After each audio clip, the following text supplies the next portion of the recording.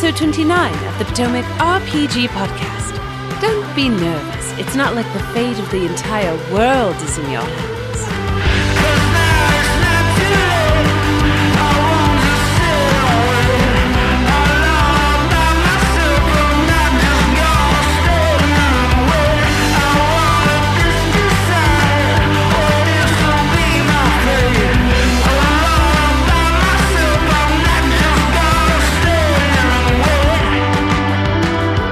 Welcome one and all to the Potomac RPG Podcast, your source for old news, tired conversation, and mediocre advice for all of your favorite tabletop role-playing games. I'm your host and ASMR with a stuffy nose, Adam. I'm your anxiety when the phone battery symbol is below 50%, Sarah. And I'm your cold sweats before trying to make a phone call, Tom. Thank you guys for being on the show today. Big news from last night. No, not that news. The news that Sarah ran a D&D game. That's what's more important, right? Yeah. So exciting. I was loving that. Sarah got behind the DM screen once more. After how long has it been since you've been behind the screen? Oh my God, over 20 years, because I think I last DM'd in the early 90s, well, mid 90s, so it's probably about 20 years. So. Well, you picked a fine day to return to DMing because, there was some other news that happened yesterday that we're not going to get too deep into, but suffice to say for a pretty sizable segment of the population, people are breathing a little bit easier today. Let's just put it that way. Yes. But along those lines, Sarah, with you running the game again, what was it like? How did it feel? It was incredibly. So it was actually the build up to it was incredibly nerve-wracking for me. I was super anxious, and the stakes felt really, really high because I just did not want to let you down. And we have really, really awesome DMs in this group. So, and everyone kind of has their own signature in what they bring. And so I just wanted to do our group justice. And I didn't think I was prepared enough or that I had enough time. I totally homebrewed it. And I'm like, oh my God, this could blow up in my face. But in the execution, even in self-review, I'm like, oh, I could do this better, that better. But overall, I think it went pretty well. I mean, you guys seemed engaged, so we're gonna go with that. Absolutely, no, it was great. And then I share that feeling with you in terms of the homebrew side of things. That there's always that little bit of nervousness in comparing what you've kind of created to what a module would be, because those modules have so much information inside of them and things that you can kind of dive into that you start thinking, do I have enough? Is there enough here to make things interesting? And I think you showed last night that you do. We were engaged. We were doing a good bit of RP last night. That was really fun, interesting characters. We just have a good group. It's a really nice experience, and really liked having you run a game. I thought it was great. Yeah, it was. Thank you so much. It was a lot of fun, and I'm definitely gonna do it again. And I'm super grateful to have a group that just would provide a soft landing if I did choke. If that choke, I mix my metaphors, but if I fell off the building, you guys would at least catch me and help me back on my feet to keep going. So there's something really, really awesome in being in a group that's just wants me to succeed, and and I want you guys to have fun. So it works out very well. Yeah. Well, and I think it's great that we have a group that has multiple DMs, that people who either haven't DM'd in a while or haven't DM'd at all are kind of getting their chance to get behind the screen. We had a lot of players, and Tom, I know you've been running some games with some other groups. We're excited certainly to have you DM something for us at some point, and everybody else in the group kind of getting a chance if they want it to do so. And I think I'd recommend that to any group, really. Like if you have a group, there should be no reason why you can't give people a shot at it. And because it does bring a different experience, and you learn so much by watching other DMs run their game. Well, one thing too is I've learned, and I didn't realize that. I thought I was a great D&D player. Like, not not good in that I play D&D well, but that I'm a considerate and understanding, and that I know what a DM goes through. And I was wrong. I until I actually DM'd, especially DMing a more even DMing you guys versus like a more difficult group, or I didn't realize what it takes, and I realized that myself that I was not the best player in terms of, you know, there is a unspoken etiquette between good D&D players and a good DM. That one big one is suspension of disbelief. Like, the players don't overthink things. They don't try to be perfectionists with something to make the story, they will follow the story beats because they're the story beats, and then they will have fun with that as it is. They won't try to break the story because they can think beyond what is going on in the game. Mm-hmm. And that's a major thing that I realized when I had players doing it, that I'm like, oh, I'm guilty of doing this as well. And then now when I'm coming back as a player, I understand that, and I have more fun with the game because I don't focus so much on what, you know, the making my player, my character do better. It's make my character exist. Are you talking about like challenging the logic, like, of a particular setup, or how things really got to that situation, and checking out of reality as far as like the actual legitimate flow? Because you're very investigative, I've noticed in RP. You like the details, you're analytical. It definitely goes with, you know, your career and stuff. So I wonder if that's what you're talking about. A little bit of that, but also like if a DM gives you a story beat or a concept that's, you know, let's go horror movie tropes a little bit. Like, oh, you go into the dark basement, or you're like investigating this house that's, you know, if a lot of like a player that I've been, or I would say a inconsiderate player, would be like, well, no, I'm not going to go in the scary house alone. I'm going to go back to the town. I'm going to rally up everybody. We're going to go pitchforks. We're going to burn the cursed house down. End of story. And that, granted, that's logical, but there is some level of realism. It's not logical as arson is what it is. Well, if it's the cursed abandoned house that, the monster's in there, they're going to, you know, somebody owns that house and they're going to be pissed when they come back and find and like arguing that back and forth between like the DM and the player, like trying to like, well, no, like, why don't you just do it and we have a story versus it's that like there, and even like in movies and books and everything and video games and all kinds of media, there are what people will call like story loopholes or concepts that are ignored for the sake of plot, and people accept that. But when you get into D&D and you're the player, oftentimes you fall into this aspect of, well, that's stupid, I'm not going to do that, and you think it beyond what's happening in the game, and it slows down things. And I've learned that, especially to kind of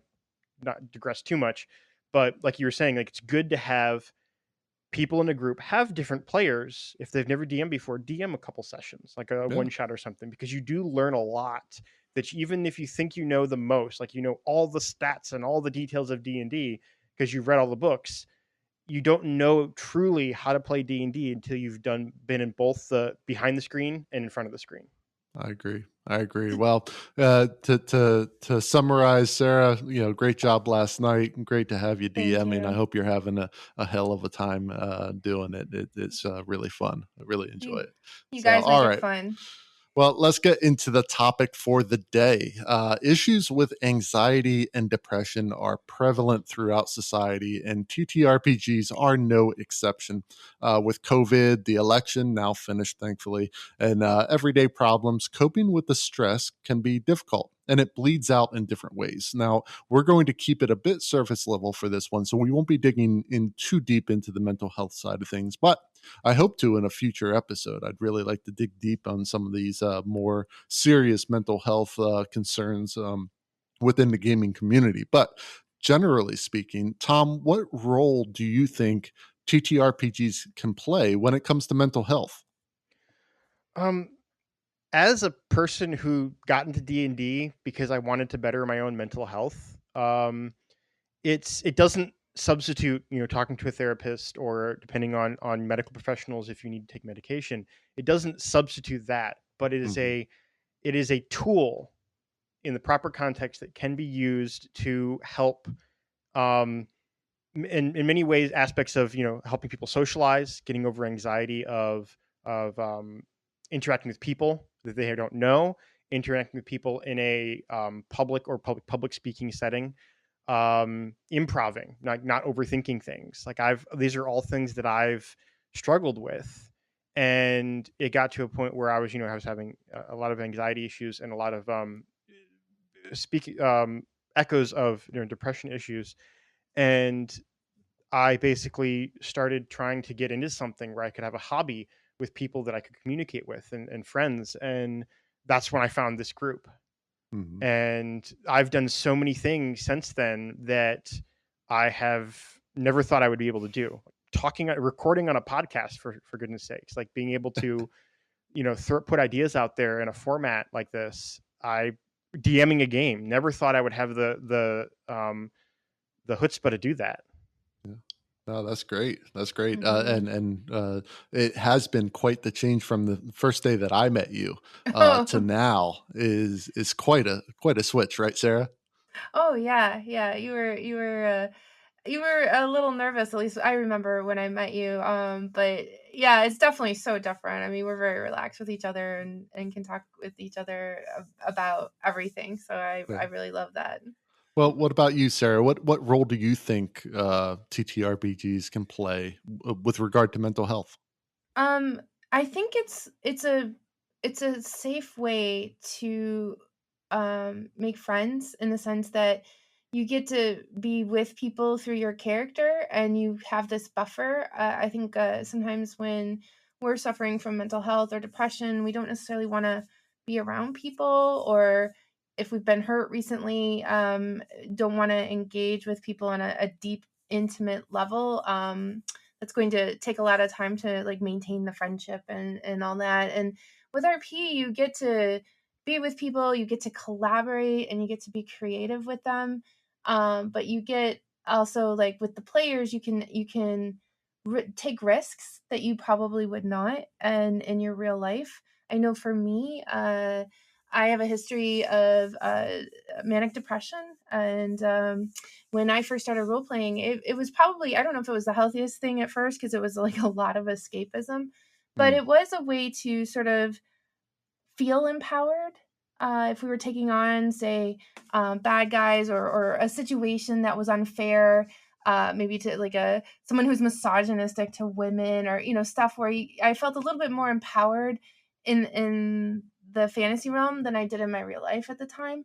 And I think that was, it was, I don't know, I have fond memories of the people that I met at that time, of like having this shadow life that was fun and optimistic and safe.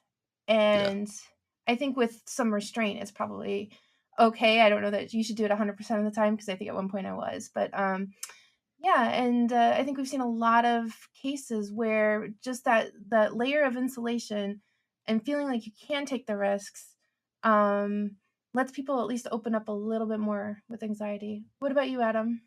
Well, I mean, I almost look at TTRPGs as alcohol for the nerd community in a way, in that, what are we kind of most afraid? Most people are afraid of like trying to make small talk with strangers, or how to kind of engage in building a relationship of some kind. And TTRPGs provide basically a format that you can engage in an activity that will accomplish those relationships without having to worry about how to go about it, because you're going to be experiencing things together, and it lets you fall into this role that is not yourself. And I so it's almost like lowering inhibitions through the format of gameplay rather than the imbibing of alcoholic beverages, though I will say the combination of the two can produce good results as well. That's true. But it can be such a supportive environment, and it's all built around success. But like, you don't go into these games with failure in terms of like, everyone dying, a TPK, that kind of thing. The whole story is always about succeeding and overcoming these challenges to win the day. And that is a very uplifting and affirming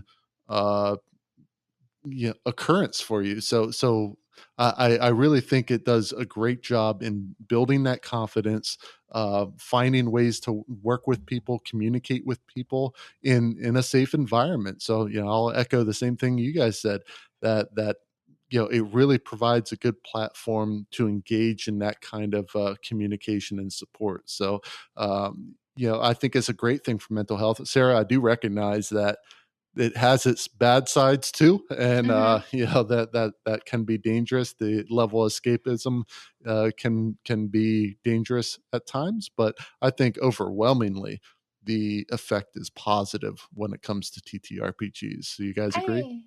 I agree. Yeah, I would say that even you can go over the top in video games or Sure. other ways of escapism.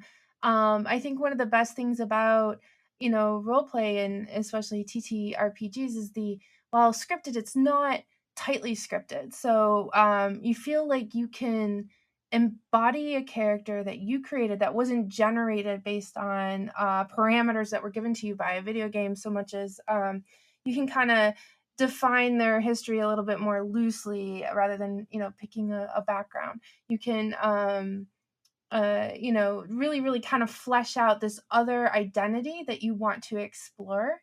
And that is something that is really, really cool. And it allows you to be brave if you feel like you're not brave, or you can be more articulate and the charismatic bard if you feel like maybe that's not who you are, you're shrinking or whatever, or maybe you are like someone who's really like loud and boisterous, and so you're going to be this bard, and then you're going to find like sort of that audience and the other players, and you're going to get to live that sort of like fantasy of people who are celebrating you and your gifts, right? So there's so many layers in ways in which we get to be a little bit more of our authentic selves in some ways, and in other ways we get to see what we're capable of. And I think that there's a lot of fun in that. And there's a bit of gaining friendship in this. I don't know about you guys, but as you get older, it becomes progressively more difficult to quote unquote make friends with people. Like, it just doesn't happen like it did back in grade school or high school or college. You can't you feel like you can't just walk up to somebody and be like, hey, how's it going, and form a relationship out of that. This gives an opportunity. I've never had a friend group as big as our current D&D group. Like, I've never had that many friends before because of the type of person that I am. So if you're an introvert, if you have a tendency to have one or two close friends and that's it, D&D or TTRPGs can be a huge boon in terms of gaining those kind of deeper friendships that you might not be able to just on your own. So a lot of great things can come from it, but let's get into some questions. The first post this week comes from Reddit user Yami1999, who asks, how to loosen up myself for roleplay. This one is very simple. Last session, I, player but used to be forever GM, noticed that I felt very awkward role-playing a dramatic moment. It was my character swearing an oath to protect another character. I kind of fumbled over my words and fell back on my safe role-playing of making fun of stuff and being too lighthearted. A reason why I find this weird is because I am generally a pretty confident person who is well-spoken.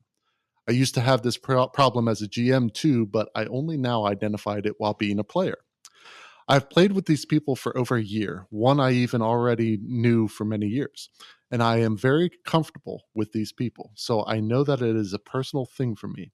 I'm also going to look up how actors prep themselves for something like this. So apart from alcohol, how do I loosen up during a session to not worry about how I look while role playing? All right, Sarah, I think we've all been in this spot before. How do you loosen yourself up for a session of RP? I guess I try to build like the energy, if that makes sense. I guess it's not really loosening so much as tightening, to winding the toy here. But yeah, I get like really excited. I try and think of the things that could go well. I don't really have like advice for like being less anxious. I do meditate daily, so that I've noticed that I tend to be a little bit better under fire when I'm meditating. So I would recommend an app like Headspace or Calm that would, you could start like 10-minute sessions and, build up, and it'll talk you through how to do it. And it's one of those silent things that kind of makes a huge difference in your life, but you don't necessarily see it play out immediately. But I'll tell you this, when I was gaming, I was always at the top of the leaderboards and stuff like that, partially because of meditation and how calm I could be under fire. So it's just, it's not bulletproof, but it definitely could help as far as like the relaxation and the anxiety go. But this Headspace and Calm, like, is that an app or something? Yeah, Headspace is a really, really good app. It's the one I started on, and he's great. He'll walk you through like, the breathing, the body scan, and then just, listening to your breath. And he has ways in which like you kind of, there's like a 30-day pack, and you can listen to a session each day. And then by the time you're done, you'll be pretty much very familiar with how to meditate. And I noticed that when Steve and I were doing it together, we actually, about 15 days in, we're like, 10 minutes is too short. I felt like it ended too soon. Let's do 15 minutes next time and stuff like that. So yeah, it's just a natural thing. So don't worry about 30 minutes or an hour or anything like that. Like 10 minutes is what you start out at, and it can make a difference. So I definitely recommend that. What about you, Tom? What would you recommend for relaxing?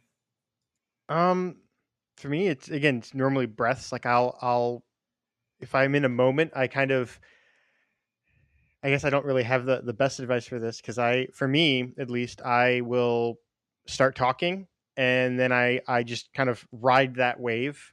Like you kind of it's like I liken it to pushing yourself past your limits. You're weightlifting, or you're swimming, and you're holding your breath, and you're trying to get to that point, and that last bit of push to reach your goal. Like, okay, just keep going. You got this. You're doing it, and kind of in your head, kind of hyping yourself and kind of pushing through. Because I found out that some of my better role play moments, or my more impactful ones, is when I basically pushed past the pressure. And if you go with it and it flops, it flops. But they're realizing after the fact that if it flops, there's no harm.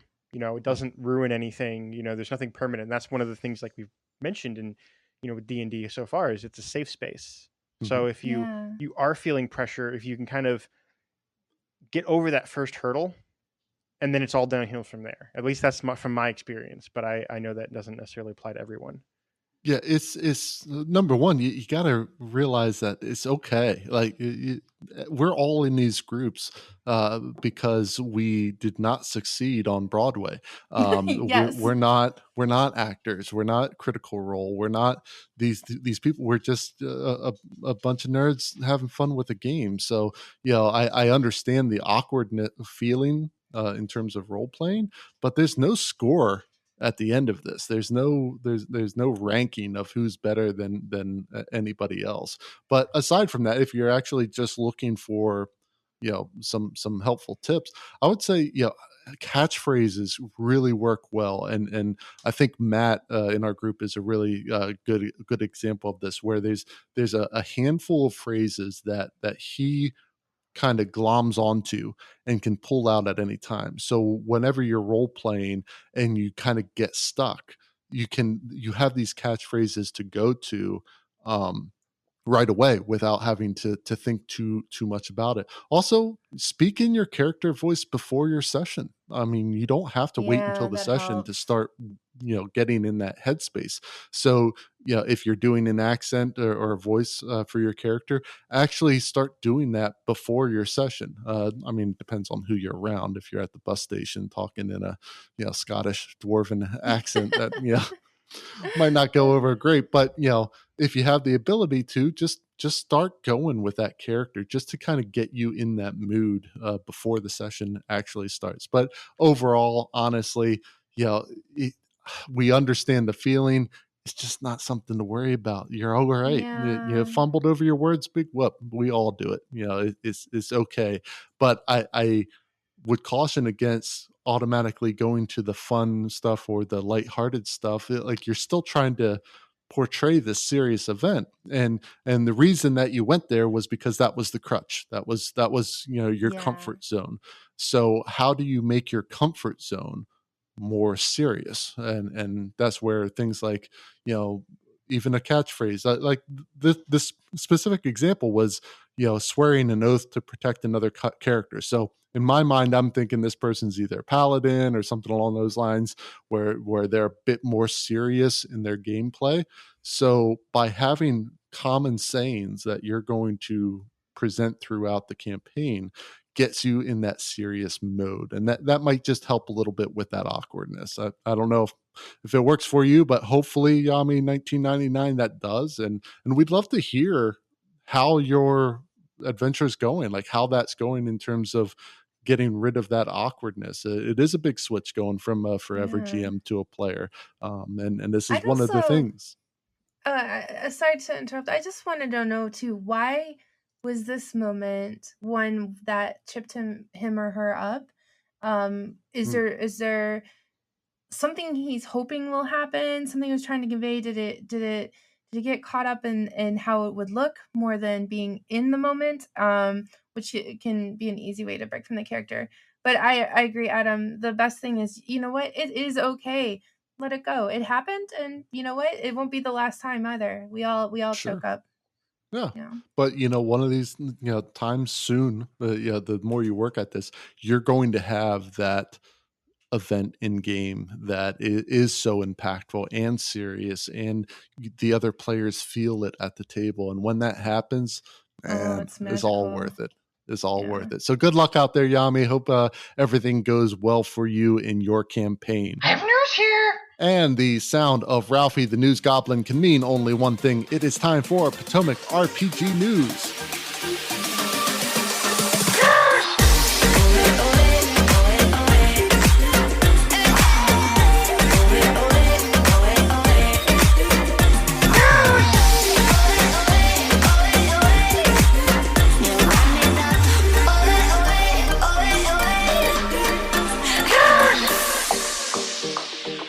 All right, so first up on the docket is an announcement for Wisdom Save Weekend. This is a fundraiser coordinated by Take This and StartPlaying.games.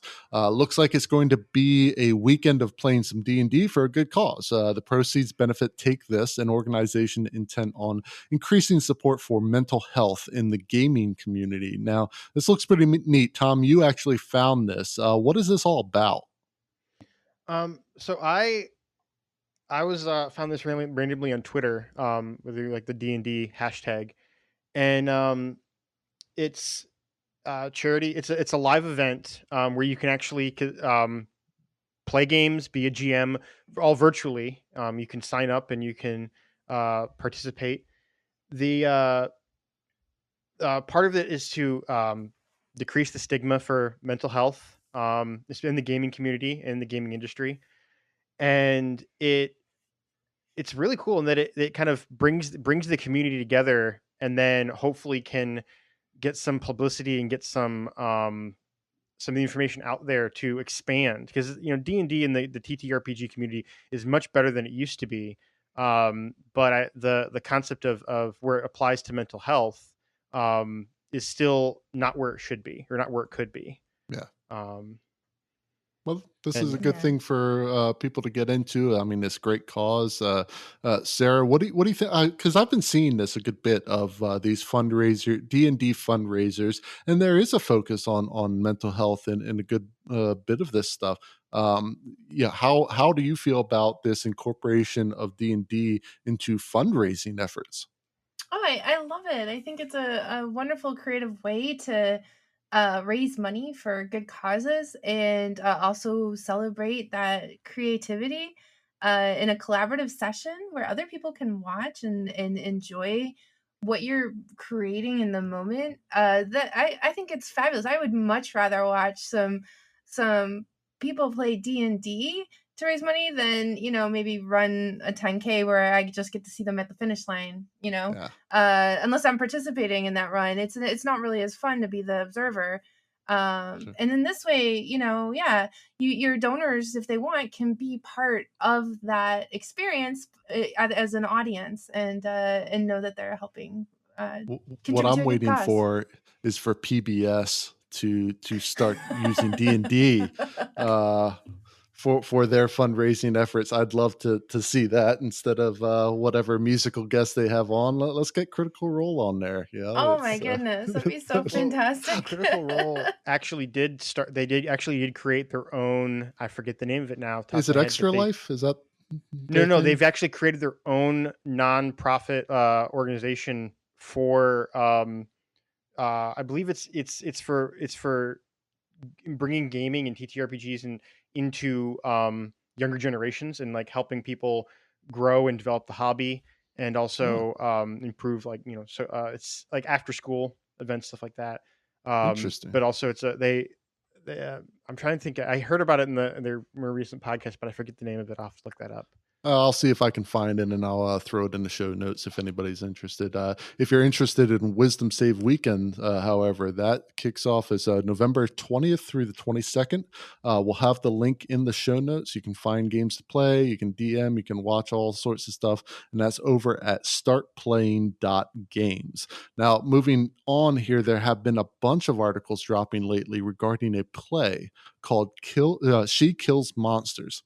I have an article here from Annie Alleman from the Chicago Tribune that discusses a recent performance of the play, which explores D&D as a way to cope with grief. The reason it's been getting so much attention is that it's meant to be performed virtually over something like Zoom, like it's based out of like a video conference.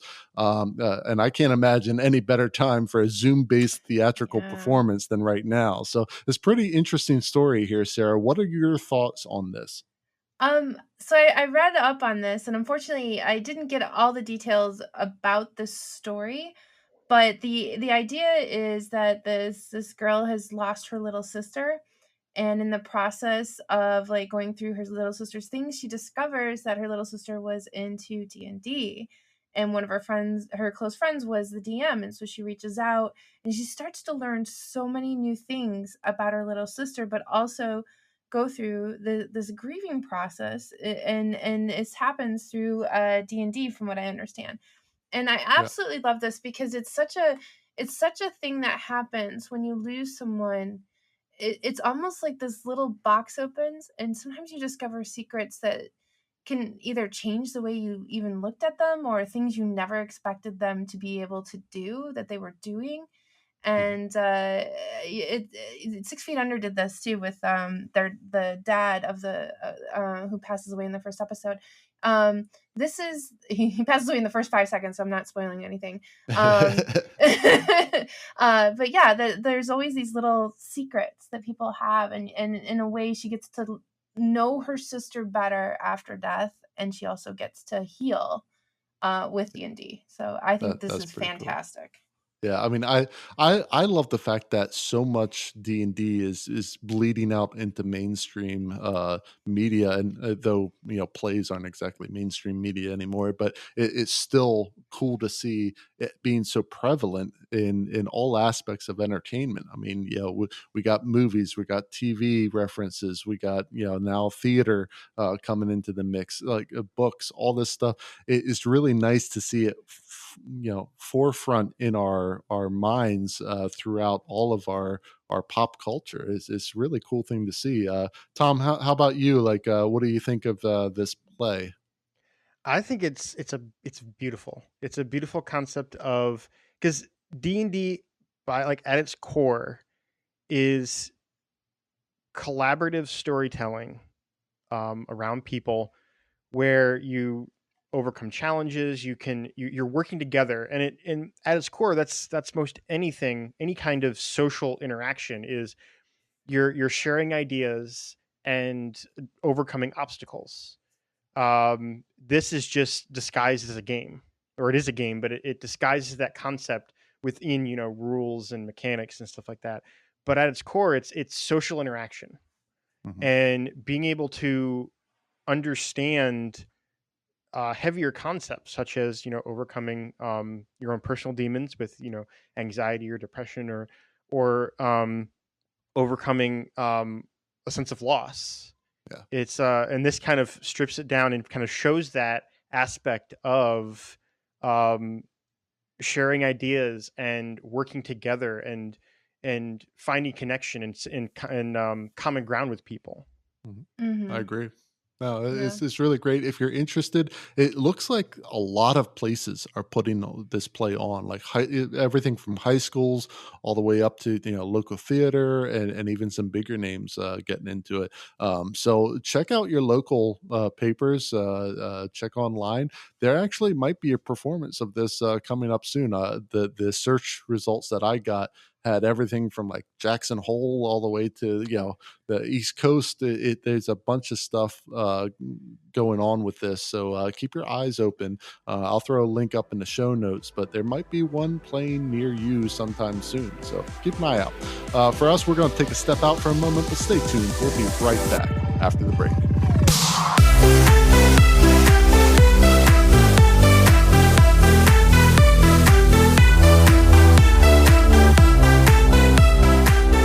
As any tabletop role player would know, coffee is an essential commodity for those 4-hour sessions we all go through. And a great place to get that coffee is foundfamiliar.com. Found Familiar is a couple of people with a passion for coffee creation and D&D, and they've teamed up with favorite artists from all around the world to bring specialty grade coffee that celebrates the creativity sparked by Dungeons & Dragons and other TTRPGs. Use the coupon code Potomac RPG, all one word, at checkout for 10% discount on your purchase. That's at foundfamiliar.com. And with that, let's get back to the show.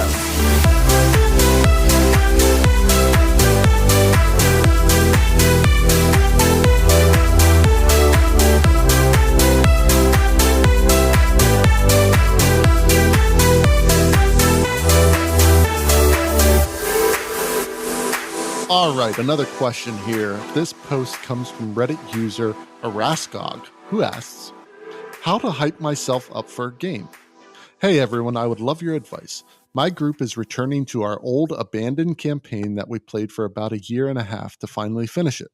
It's quite a big event for our table and everyone is really enthusiastic about it. Well, except for me. I am not really in the D&D mood and quite frankly, don't want to play that much. But our story is really character-based and my character happens to be really important to the current storyline. Also, everybody is super happy about the old party coming back together and they've repeatedly encouraged me to come play. So the boys and girls really want to have me there and I just can't bring myself to decline them. I mean, I know I am going to have some fun on the session. I am definitely not going to suffer, but I'm super unenthusiastic about it at the moment. And seeing everyone genuinely happy to play, I just don't want to put people off with my negativity. So here is my question. What can I do to hype myself up for a game of D&D? Do you have any D&D themed music, movies, games, books that could maybe put me in the D&D mood? Any other advice that could help? This story is very important to us and I want to be the best I can be in this session. Thank you. All right, so some motivation issues here. What do you think about this, Tom? So you mentioned the music and everything. There are on, I know Spotify at least, there are a handful of D&D themed playlists that you can listen to that are kind of, that ambient kind of medieval-esque music that you'd have in different movies and stuff. And I do recognize a lot of it from Critical Role as the background music that they play through some of that. But for you sound like you're to the I forgot the name of the person now. To Araskog? Araskog, yeah. Araskog. You sound like you'll have a good time, but you're just not into it right now. And one thing, the only advice I can really give you is take a deep breath and just sit down. And you sit down at the table and let the game start. And as you go through the game, the game itself will provide its own hype. And after that session, if you still feel unenthusiastic, then I would start talking to the group and try to communicate your concerns, or like what, you're not feeling it. But it sounds like you're going to have a good time, but you just aren't there yet. And I think playing it is going to be the best way to get you back into that feeling, back into that emotion and that story that you were a part of for so long. Yeah, that makes sense. That makes a lot of sense, actually. How about you, Sarah? How do you hype yourself up? I mean, I don't think you actually need to hype yourself up, but assuming that you weren't hyped, how would you hype? I would focus on the stuff that I really enjoyed, especially in this particular campaign. And I think I find it useful, like, because I have Steve to talk to, and sometimes he'll also, like, if I'm having like a tough week or whatever, and I'm like, I love our group in D&D, but maybe that week I'm just so stressed out, like I just don't know if I can bring my A game. And he'll talk to me. He's like, no, you're gonna have a great time. Let's do this. Remember this. And it's like, oh yeah, okay, yeah, and it's like, yeah, I'm gonna be with my friends. I'll be able to let go. And so I think having someone to maybe talk to about this is also good. I agree though with Tom. Like, if give it a try. Maybe watch some Game of Thrones episodes, or read some Kushiel's Dart, or some other like fantasy setting that might get you kind of riled up for it. Try it. If that upswell of the fun it's a wave that just doesn't catch you, talk to the group, because I've said this before. D&D is like sex. Nobody wants you there unenthusiastic and not having a good time. They would rather you just not participate. No, they want you to not be a hostage. Okay, so it's not you. I know you're worried about their feelings, but and they would definitely love to have you there, and they're probably going to be sad that you're not there if you're not feeling it, but they don't want you to be a hostage to that game. It will we're gonna sense that. Anyone at the table is gonna sense that, and people would much rather you have fun and do your own thing. That's my opinion. Yeah, so. I think Tom's right. There is this unknown quantity here. Like, they're not in the mood right now, but you don't know what's going to happen when you sit at the table. I want to say, Ariskog, I appreciate that you're kind of coming at this level-headed, because there's a tendency to say, oh, well, if you're not into it, just don't even show up, because don't bring that negativity, kind of thing. Well, no, like you're kind of recognizing the importance of your character in the campaign. You don't want to let people down. There's nothing wrong with that. I agree with Tom that after that session, if you still feel like that, yes, that's when you have a conversation. Another way that you can go about it is maybe think of one thing that you want your character to accomplish now that you're back in this campaign, something to focus on.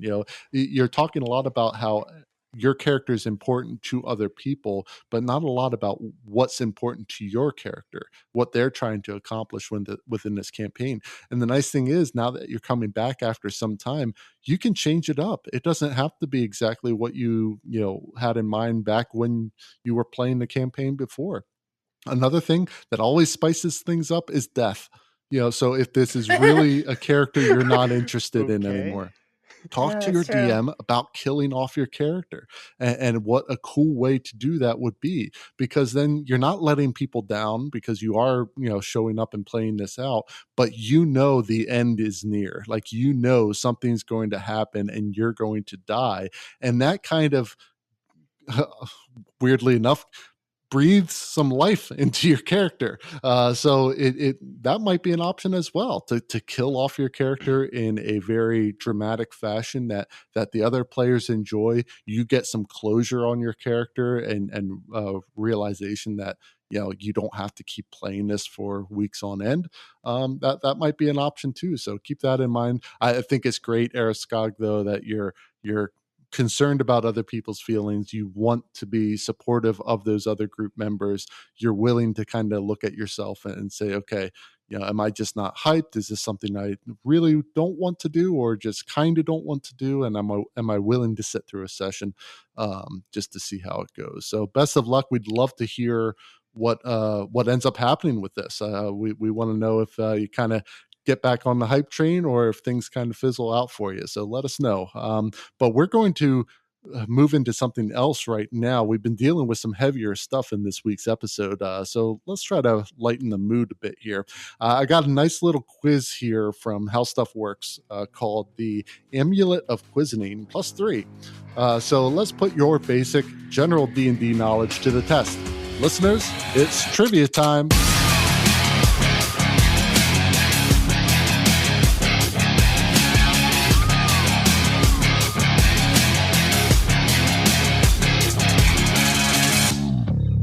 Welcome to Trivia Time, where we pit our two guests against each other in a battle of game knowledge and history. So here's how it'll work. This is going to be a multiple choice quiz, but you are allowed to ring in early. If you do, I'm going to stop reading, and you have to answer the question without hearing the rest. You'll lose a point if you get an answer wrong. First one to buzz in gets the answer. Get it right, you get the point. Get it wrong, you lose a point, and your opponent gets a chance to steal. And better yet, you can steal without fear of losing a point. Are you two ready? Yes. Tom, Sure. you're not going to kick my butt just because you know more. I'm just saying.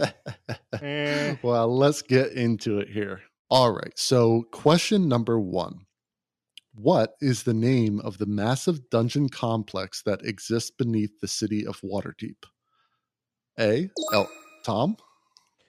Dungeon of the Mad Mage? No, that is not correct. Sarah, would you like to hear the rest of it? I would. Please take your time. So what is the name of the massive dungeon complex that exists beneath the city of Waterdeep? Elderdeep, Undermountain, or Martyr Delve? A? You think it's Elderdeep? Yeah, Elderdeep. That is not correct either. Oh. It is Undermountain.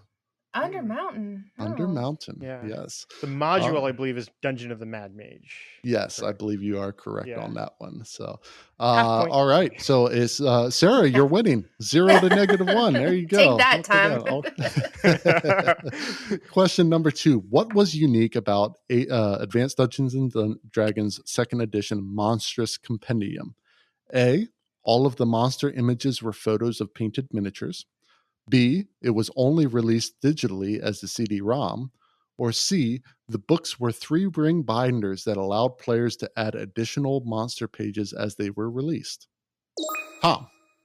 They were 3-ring binders. They were indeed 3-ring binders. Well done. You have evened up the score. Question number 3. There are 2 types of dragons, metallic and A, chromatic. Oh, Sarah, I saw you first. Chromatic. Chromatic is correct. Well done. 1-0. Sarah, you're in the lead again. Question number 4. What realm does Strahd von Zarovich rule over? Oh, wow. Both of you rang in. I'm going to say Sarah. Ravenloft. Ravenloft is correct. Well done.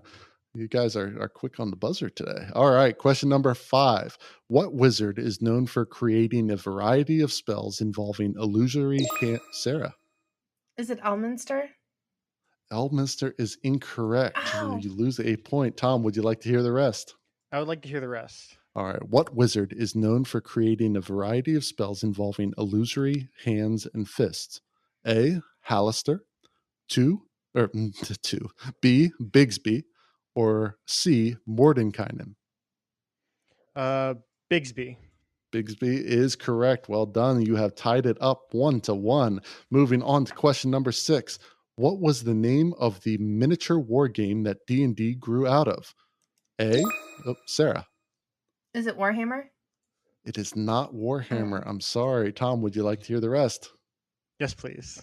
Okay. What was the name of the miniature war game that D&D grew out of? A, Greyhawk. B, Chainmail. C, Axis and Allies. I say Axis and Allies. That is incorrect. I'm sorry. It was Chainmail. So, Oh. Tom, you still retain the lead 1-0. Moving into question number 7. Which of these seemingly unpronounceable names is an actual D&D demon lord? Oh, God. A, Aklakalatri. B, Nursebrücker. Or C, Zugdenmutboy. C. Okay, Sarah, you go with C. That is correct. Zugdenmoy is an actual D&D Demon Lord. You have tied it up 1-1.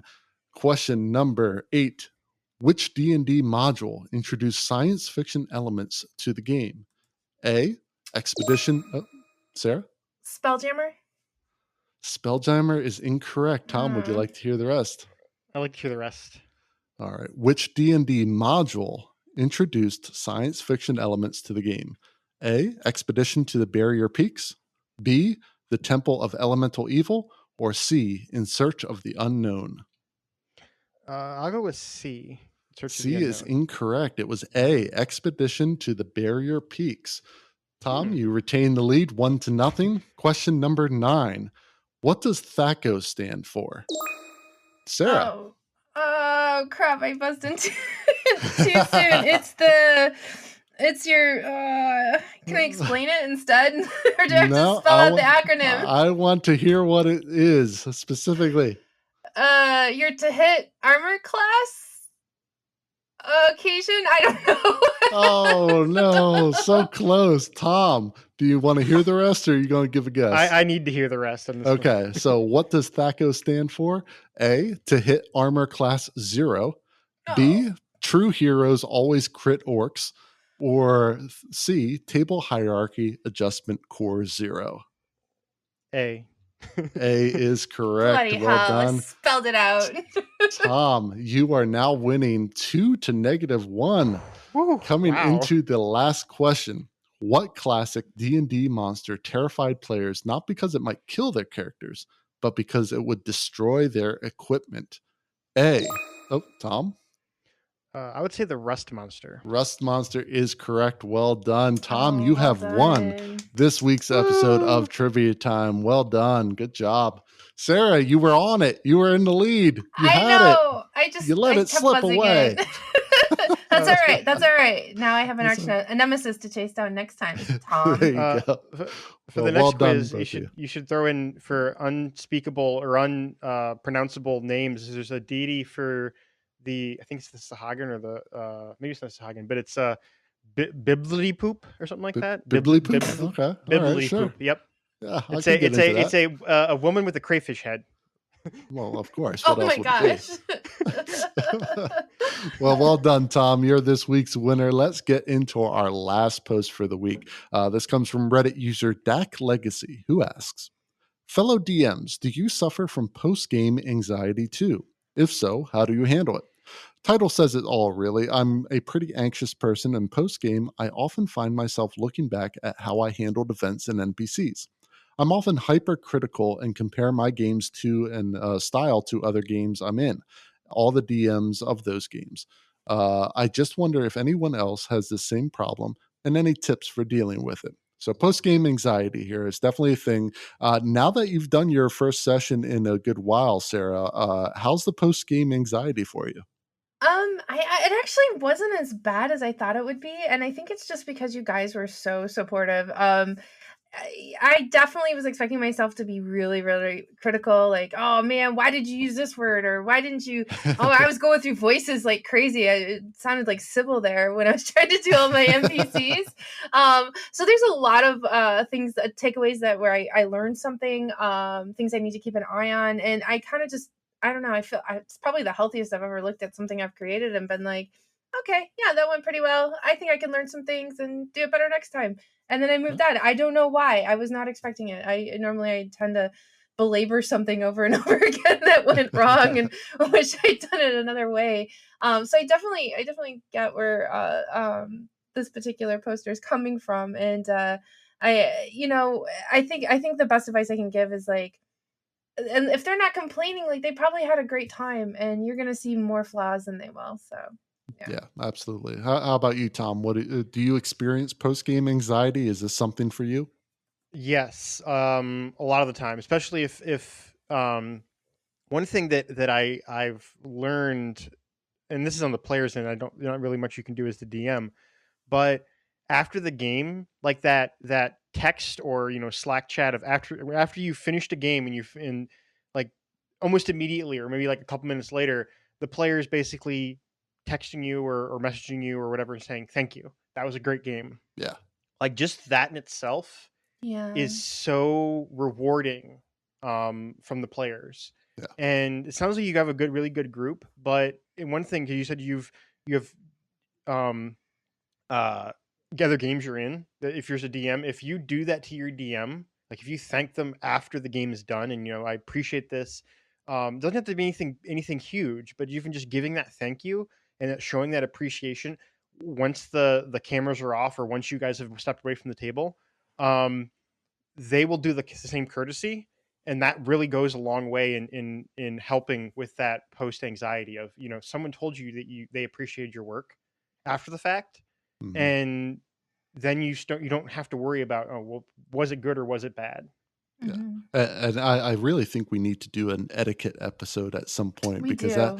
that is such a big key right there, that you have to, if you are a player, after your DM finishes their session, realize that the thoughts going through their mind right now are, that was horrible. I screwed everything up. They're not having fun. They'd rather me just stop DMing completely. Those kind of messages do a huge favor to your DM, and put their mind at ease a little bit. In terms of this specific question, a good way to analyze it, you usually get your answer already Mhm. by watching your players during the game. If they are into it, if they're paying attention, if they're involved in the story, if they're role playing, like, you can feel confident that, yeah, you're doing just fine, that everything's okay. The other side of that is realizing that, the players own some of this too. It's not just the DM's job to perform for everybody. The players have to come to the table engaged and willing to participate. So the flip side of this is not taking it too much to heart, that it's not just on you.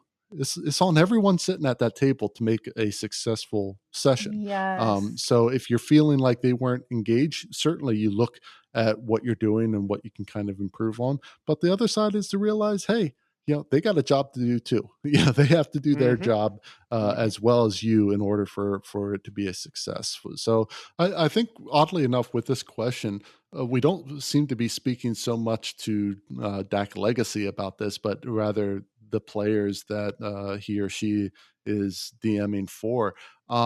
Something that you can do in addition to thanking them for the session is pull out the positive.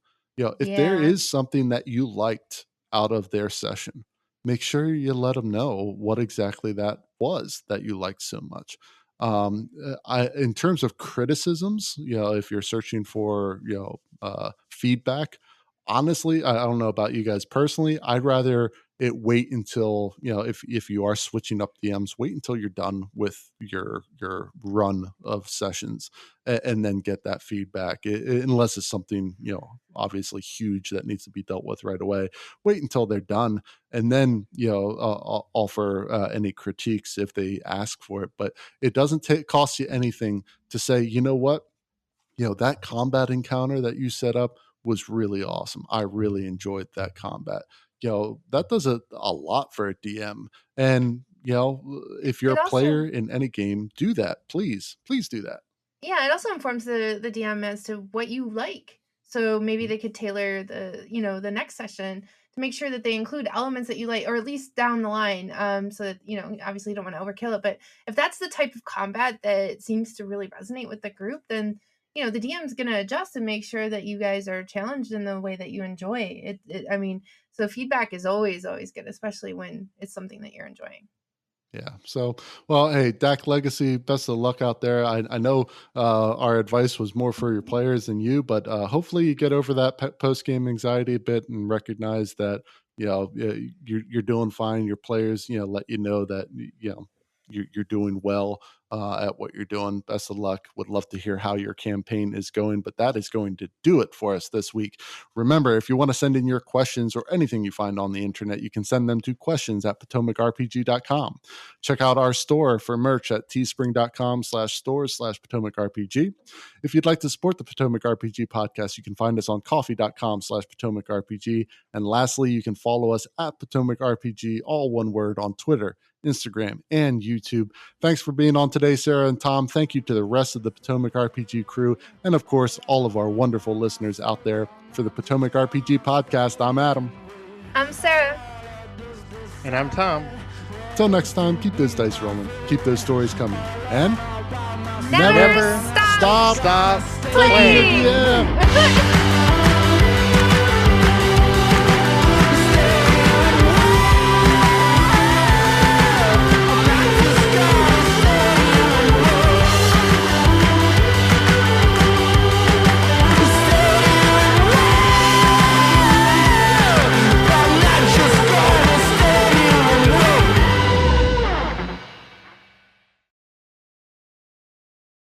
With COVID and everything, every time I run up some stairs, I'm like, is that me just being out of shape? Or I know.